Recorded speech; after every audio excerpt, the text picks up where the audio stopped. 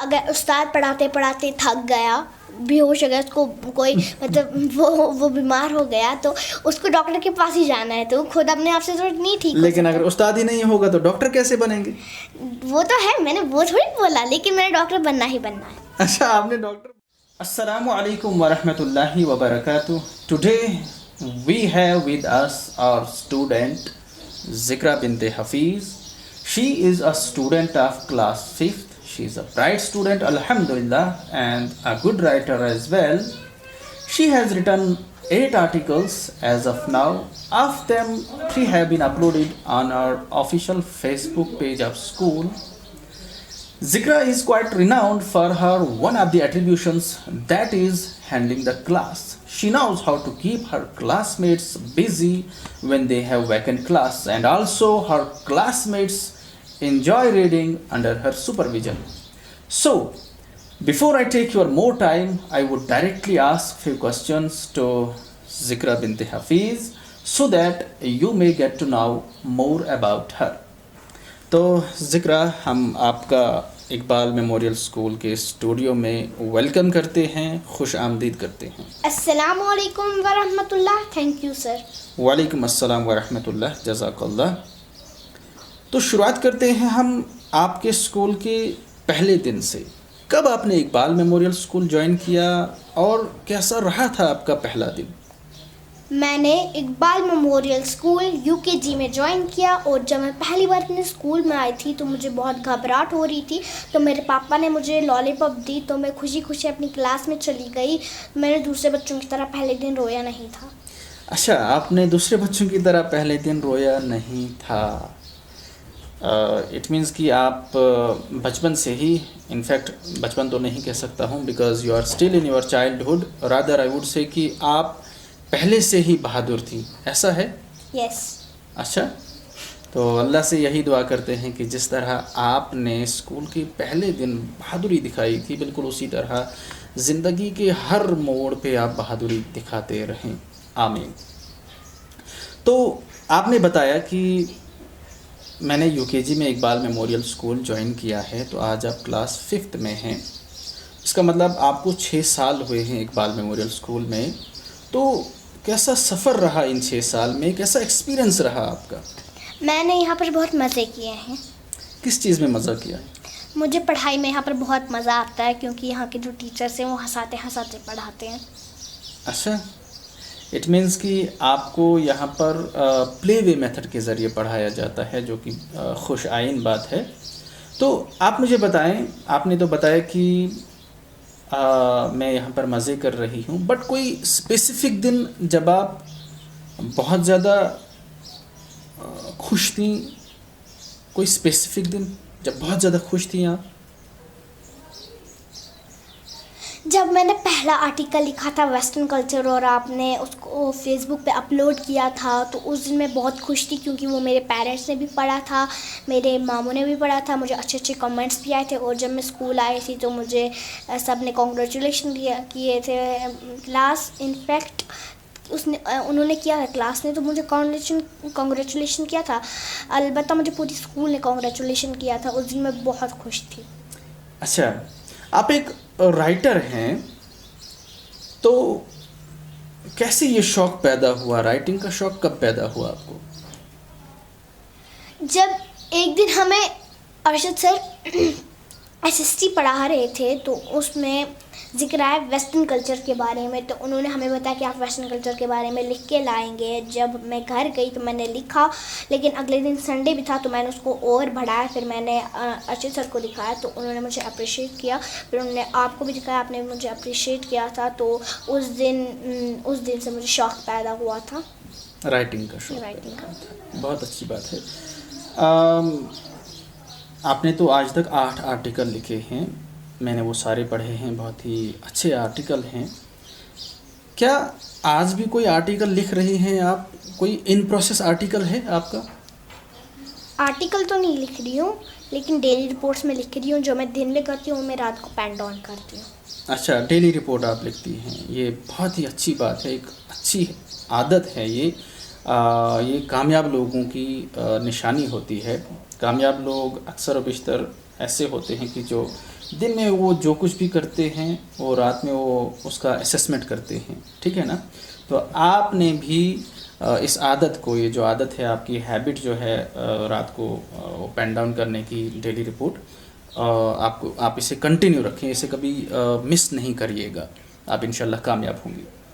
तो आप मुझे बताएं, बीइंग अ राइटर, आप कुछ राइटर्स को जानती होंगी, तो कुछ राइटर्स के नाम आप बता सकती हैं?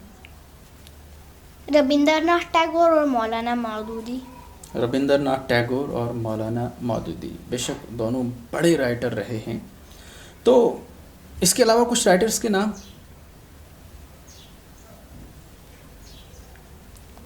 नहीं, आप देखो, आप जानती होंगी, बहुत सारे राइटर्स को आप जानती होंगी, बट अभी आपके जहन में नहीं आ रहा है। बहुत सारे राइटर्स के नाम आपकी किताबों में हैं।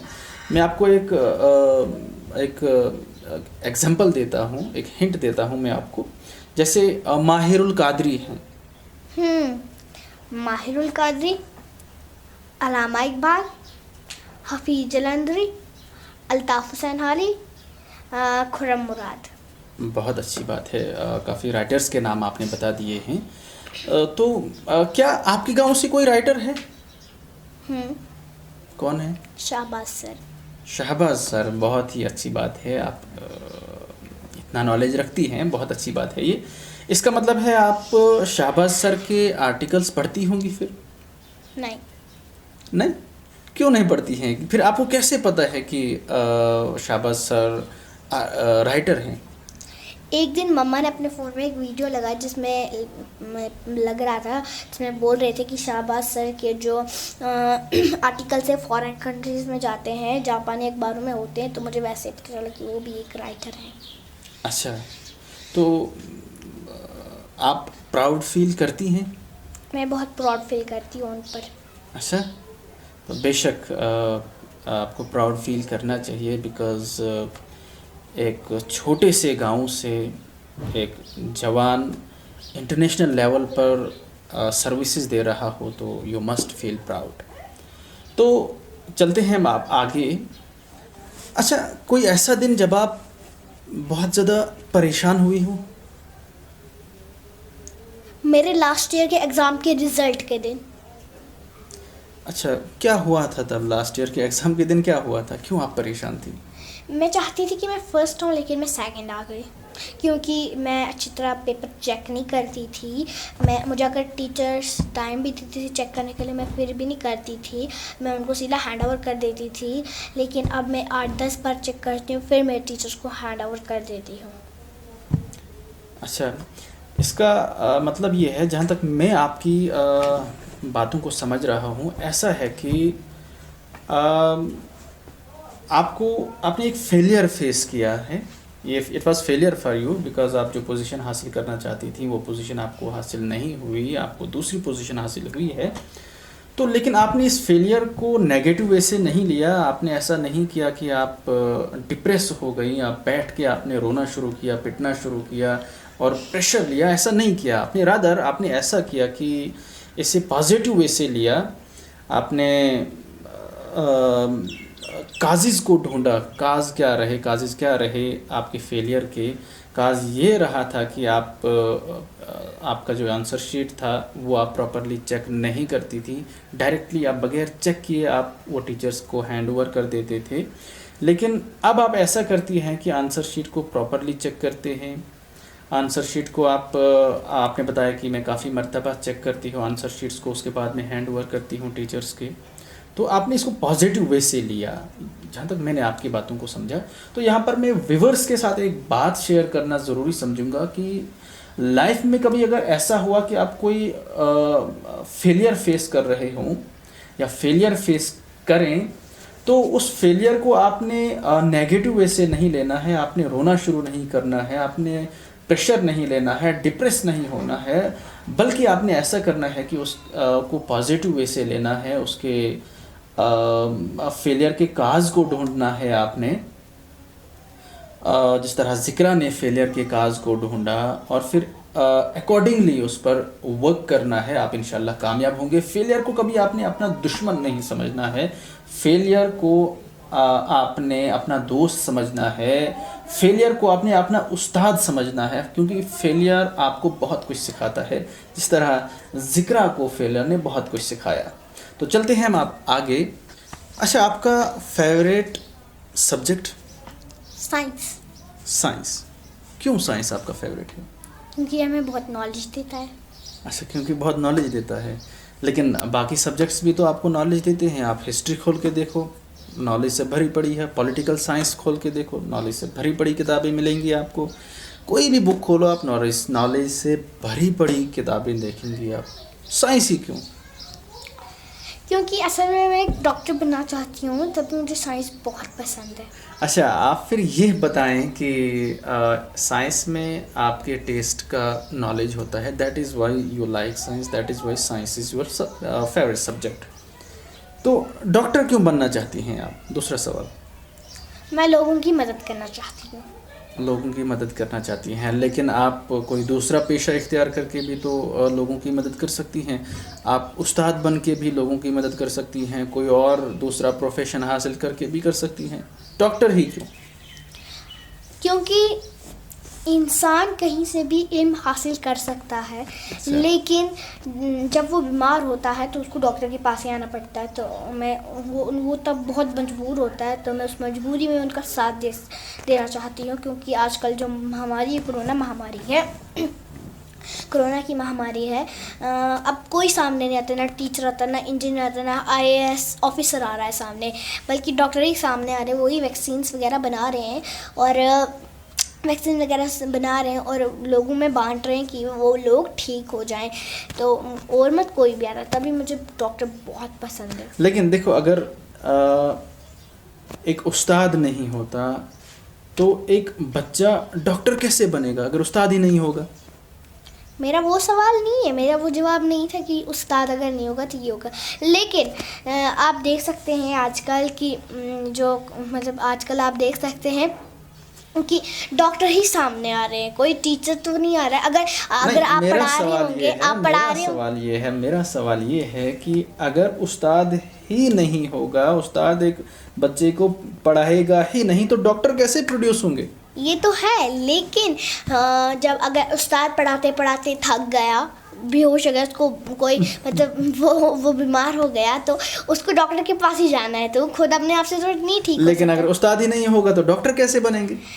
वो तो है, मैंने वो थोड़ी बोला, लेकिन मैंने डॉक्टर बनना ही बनना है। अच्छा, आपने डॉक्टर बनना ही बनना है, बहुत अच्छी बात है।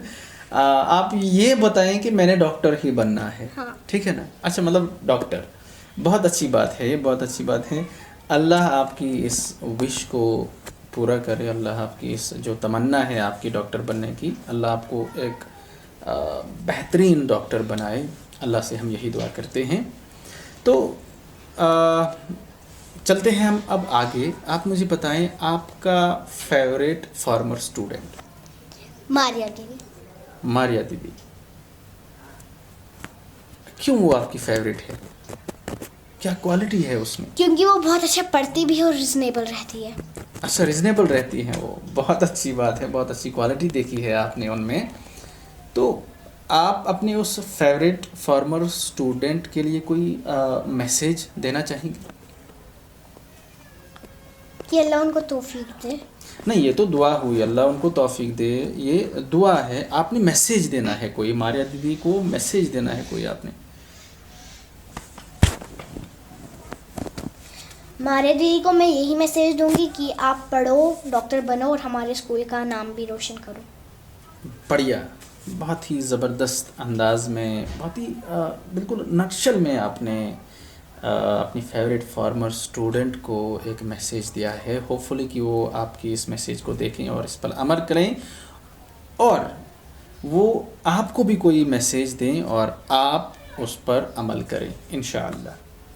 तो आप मुझे बताएं कि ये तो हुआ, आपने मारिया दीदी को, अपनी फेवरेट फॉर्मर स्टूडेंट को मैसेज दिया। कोई मतलब अब आम स्टूडेंट्स को आप मैसेज दें, इन जनरल आप मैसेज दें। आपके स्कूल में जो बाकी स्टूडेंट्स हैं उनको कोई मैसेज दें, या बाकी स्कूल्स के जो स्टूडेंट्स हैं उनको कोई मैसेज दें आप? मैसेज तो नहीं दूंगी पर एक नज़म सुनाऊंगी। हाँ, मैसेज तो नहीं दूंगी पर एक नज़म सुनाऊंगी। आप अच्छा ठीक है, कोई बात नहीं, आप मैसेज सुनाएं। मैं नॉट मैसेज, आप नज़म पढ़ें, कोई बात नहीं। अगर बिल्ली शेर की खाला है, फिर हमने क्यों इसे पाला है? क्या शेर बहुत नालायक है, खाला को मार निकाला है? या जंगल के राजा के यहाँ क्या मिलती दूध मलाई नहीं? ये बात समझ में आई नहीं, ये बात समझ में आई नहीं। क्यों लंबे बाल है बालू के, या इसने टिंड कराई नहीं? क्या वो बेगंदा बच्चा है, या इसके अबू भाई नहीं? या इसका हेयर स्टाइल है, या जंगल में कोई नाई नहीं? ये बात समझ में आई नहीं, ये बात समझ में आई नहीं। जब नया महीना आता है, बिजली का बिल आ जाता है, हालांकि बादल बेचारे ये बिजली मुफ्त में बनाता है। फिर अपने घर में बिजली क्यों बादल से लगवाई नहीं? ये बात समझ में आई नहीं, ये बात समझ में आई नहीं। नानी के मियाँ तो नाना है, दादी के मियाँ तो दादा है। आपी से जब मैंने पूछा बाजी के मियाँ क्या बाजा है, वो हंस कर ये कहने लगी ए बाही नहीं, ए बाही नहीं। ये बात समझ में आई नहीं, ये बात समझ में आई नहीं। बहुत ही उम्दा, बहुत ही ज़बरदस्त तरीके से आपने नज़म हमारे सामने रखी। तो इसी के साथ हमारा आज का प्रोग्राम इख्तिताम पजीर होता है। दीजिए इजाज़त। अस्सलामु अलैकुम व रहमतुल्लाहि व बरकातहू।